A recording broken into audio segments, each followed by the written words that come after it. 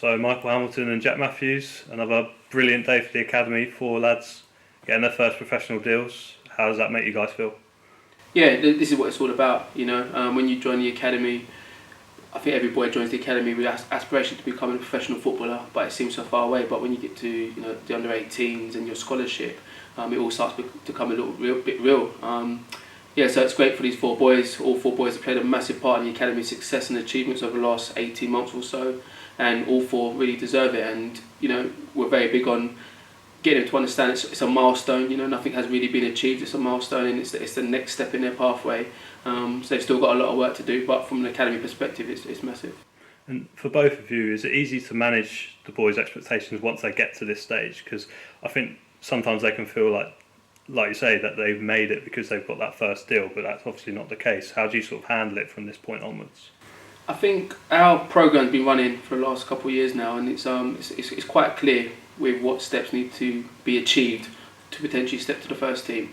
If I went back a couple of years ago, I'd say I think boys probably thought that they could probably make the jump from youth team to first team, and especially when you've got the numbers that we have in terms of productivity and having so many young players in the first team. All boys aspire to one day go and wear the yellow and blue at Plough Lane. But we've got a programme in place. All boys understand that when they sign a professional contract, it's a 2-year process or up to 2-year process. There's probably going to be a loan involved. There's going to be lots of ups, lots of downs. But everything that we do is preparing them for when they do go and play for the first team. And Mike, obviously you're managing those loans. How does Jack fit into that? Also? Jack, I think I'll let Jack answer, but Jack oversees their individual development every day.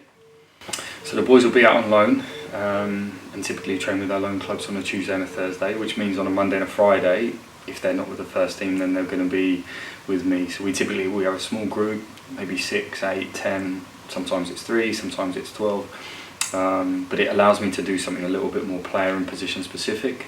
The group last year was great. It was a really, really enjoyable part of my week as a coach, and for them I think it was just as enjoyable.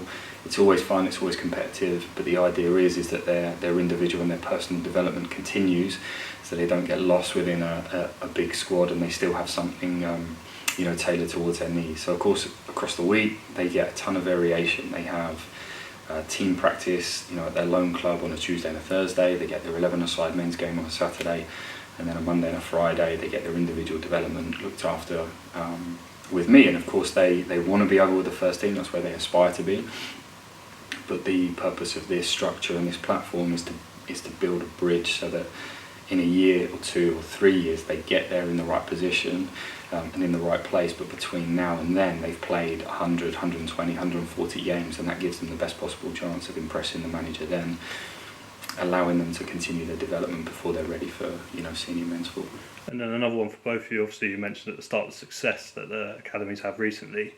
How important is it now to sort of build on that if you can, and sort of, I suppose, go even further than that and achieve even more on top of what we've already achieved?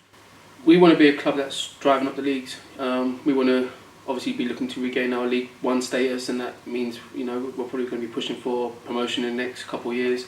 And for us to produce players who are used to winning, we have to win. Last season the under-18s won the league title for the first time ever, and 18 months ago the boys won the EFL Youth Alliance Cup. Our whole programme isn't geared towards winning, but winning is a massive attribute that we try and develop with the boys and make sure that they have that winning mindset. They know what it looks like. They know there's going to be ups and downs along the way, but they know and they self-manage their own development, their own culture, their own environment, into making sure that they maximise not only their own ability and their own potential, but also the result at the end of the weekend.